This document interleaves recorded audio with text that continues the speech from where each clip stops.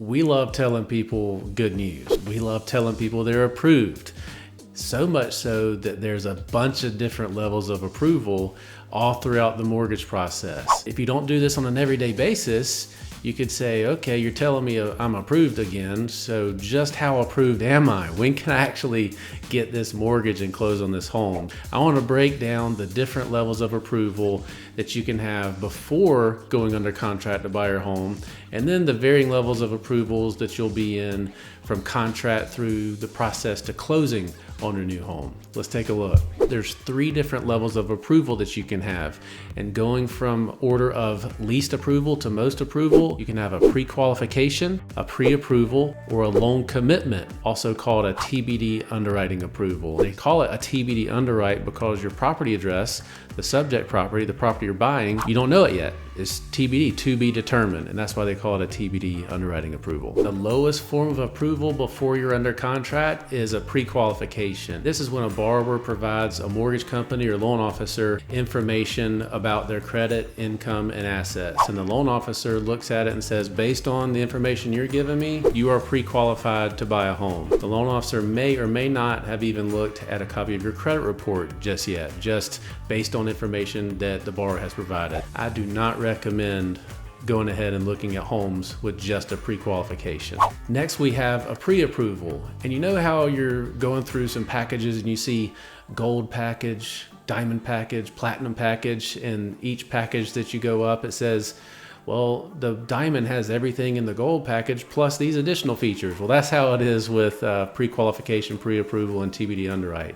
So pre-approval has everything involved in a pre-qualification plus some extra stuff. So what that extra stuff is the loan officer is verifying some of the information that you provided. So a credit report has absolutely been pulled and reviewed for a pre-approval, and also verifications may have been done directly with your employer, directly with your bank, your banking information, or you may have provided some information and explanation about things on your credit, or you could have provided some bank statements, or maybe even some tax returns if you're self-employed. Pre-approval is information plus verification done by a loan officer. And nearly everybody, most of our customers are comfortable and confident going out and shopping for homes with a pre-approval letter and knowing that they're going to get to the closing table smoothly. And the highest form of approval before you go under contract is a loan commitment or TBD underwriting approval. It has everything involved in the diamond package plus these extra features. So in addition to a loan officer doing verifications, the difference in a TBD approval is we submit your information and loan documentation and verifications to an underwriter, and an underwriter has reviewed and approved your pre-approval. So you've used your pre-qualification or pre-approval or loan commitment letter to go out and you found your home and you've got the home under contract, we've got a closing date. Now it's time to move forward with a full application. And that's the last piece of the puzzle that we needed. And the reason that we couldn't be fully approved before you're under contract to buy a home is because we didn't have a property to underwrite and approve. We have that piece now. So now we have likely a processor involved to help gather any additional documentation that may be needed to submit to the underwriter. There's going to be an initial submission to underwriting, and there can be 4 different really decisions that can be made, 2 more negative and 2 more positive. So let's go ahead and get the bad news, get the negative ones out of the way, and talk about those first. So 1, the underwriter could look at the information that was provided and just flat out decline your mortgage. Now, I will say that this very rarely, if ever, happens. I haven't experienced it happening, but I can imagine if somebody went with just a pre-qualification or didn't pull credit, and now that you're going through underwriting, that could happen.